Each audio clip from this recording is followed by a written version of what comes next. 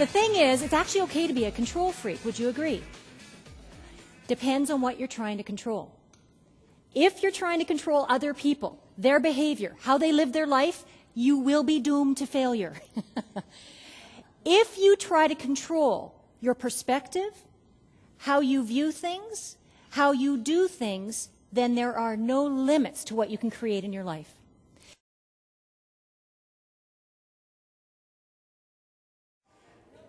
Here's what happened exactly. Number one thing is nobody pushed. Why? Again, Gen X and boomers, she set me up. I don't like what she did. She tricked me. She said someone, and I didn't do it right. So now she's doing it again. I'm going to listen carefully. So I'm going to wait to see what the other person does before I decide what I'm going to do.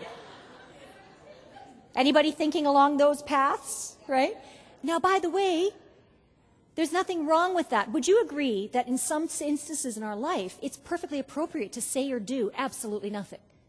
Would you agree? Now, I would say men have an easier time of saying nothing than we women do. Because we women, and another thing, and furthermore, and did I tell you, I remember 20 years ago when you said, again, you guys are very wise, gender relations, you know the worst thing you can say to any man is, I remember 20 years ago. The moment you say that, he's already gone somewhere else in his head. He's going, steak for dinner. Yeah, that'd be nice. So, in that instance, yes, nobody pushed, but sometimes it's perfectly appropriate to say or do nothing.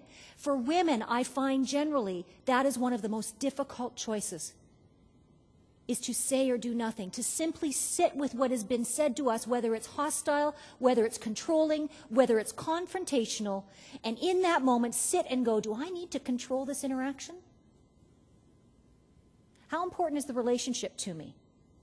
Is what I'm about to say going to make a positive difference here? Those are the thought processes that allow us to be a positive control freak. But I can tell you that the primitive brain kicks in, and you guys all know this. So the positive voice is over here going, you know, Cheryl, in that circumstance, you could say this, but the little devil on the shoulder, we all have him. Why, I oughta. Reminds me of a seminar I was doing about 15 years ago. I used to do a lot of series of one-day seminars for a seminar company based in the U.S. And this particular seminar was called Train the Trainer. And I used to do a lot of teaching of other speakers to help them speak better. And I go to the seminar, and it was small groups, about 20 people at a time that got trained. But part of the training was that they had to get up in front of the group and present. So there were two kinds of people that usually attended those events. Number one, highly confident people, people who've done this before, and they were only there to get their certificate. If you relate to that. In other words, they'd been sent. Okay? The other type of person was the one who truly wanted to learn, and they were very nervous about presenting in front of other people. So you had the two distinct differences. And so I knew enough, because I'd been speaking and teaching for enough years, to know that who are the people in my room, and how can I make sure that they all get their needs met. So this particular seminar, you can tell by my personality, there's no messing with me. You can try, but not that I'm overly controlling, but I am always looking for a win-win for everyone I interact with. So I will figure you out pretty quickly. What's your personality style? What's important to you? And then I'll adapt to you, because for me, the relationship is more important than me being right. That's where I am today, but I wasn't always that way.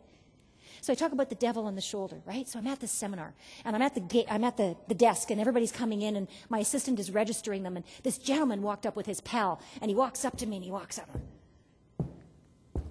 he stands there. And I said, good morning, welcome to Train the Trainer. Just like that. And he went, what's so good about it?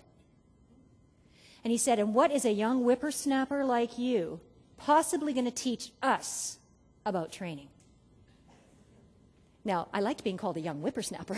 That part was good. But what do you think my automatic response was inside to that confrontation? Fight back. Why? Because primitive brain says, I'm being attacked, I want to fight back. So the negative voice in my mind was going, why, I oughta. You want to go with me, man? Come on, bring it on. That's the negative voice. Positive voice is going, hello, Cheryl. You got 20 people in your room here, and if you do that, if you confront, you're actually going to ruin the rest of the day, not just for him, but for everybody else. So, you all know this. We got to take another street.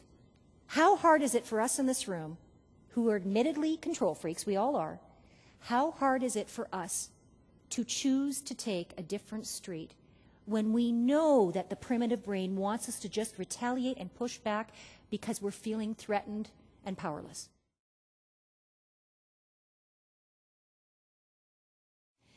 Here's the reason why we control in the first place, because we have fear-based thinking. First of all, and you're not even thinking of this consciously, by the way, this is all primitive subconscious thinking. I have no control. Others control me. I might lose control, therefore look stupid, and everything is out of control. Let's use the economy as an example. How many of us subconsciously think everything's out of control? As soon as you think that, what happens is your own power to control your environment goes down. So going back to the control your environment, some ways you can control your environment is to set it up to support you in what it is you need to feel less stressed. So instead what I've learned to say to Courtney is, Courtney, you know, with that experience, how does experience make you feel? Well, I don't know, I felt kind of bad. What would you do differently next time? She gets to solve it. It is a control freak who feels that they have to supply all the answers all the time. How many of you in this room are in leadership positions? Hands. Okay, here's a common trap for us leaders, is we think that everybody who reports to us, we have to be the be-all answer and give them all the answers. And if you're sitting in this room, that is why you're exhausted and you're thinking to yourself, I'm nothing but a glorified babysitter.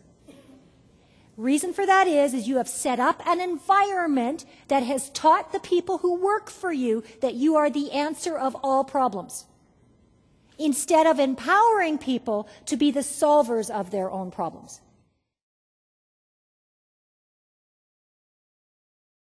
I like this comic. After many years of therapy, Waldo finally finds himself. And this is really what I'm saying about being a control freak, is until we wake up and say, okay, where in my life am I not paying attention to the things that aren't working and I'm being overly controlling? You know, to this day, like I said to you, I've got to train my brain so that I don't go back to the controlling tendencies. I've got to remind myself. Couple of very quick positive control case studies. Best Buy is renowned for communicating. We talked about social media with John, and then we also talked about, actually with Andrea, when she did the nutrition message, what went through my mind is control what you eat. It's all about discipline, disciplining our mind, disciplining our actions. So a couple things that Best Buy does is they do a couple of social media things like Blue Shirt Nation. That's when you walk into a Best Buy store, and if they can't answer your question, they actually can IM any other blue shirt salesperson across the network and get their answer. And that's built into their technology. They have a system called The Loop. If somebody creates or invents something, they're automatically type it into the system and it goes through the loop. Everybody gets instant real-time messaging as to what's going on. They got something called Tag Trade. As a project manager and as a leader, you punch in your project and they rate as to whether they think the project will complete on time.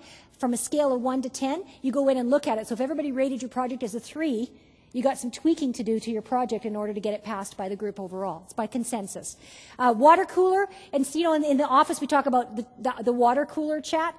Best Buy has actually put an online water cooler where you can go on and you can gossip, but the rules around the gossip are that it has to be positive gossip. So you have to say things like, well, here's what's going on in our office, and sharing that. These are all really cool, connected ideas. Wiki pages, Best Buy has wiki pages where you can go in and make up names for common things. So like the Wii, the Wii game system, they go in and call it whatever. They make up all these names that are different than what's originally there. Very creative, very sharing.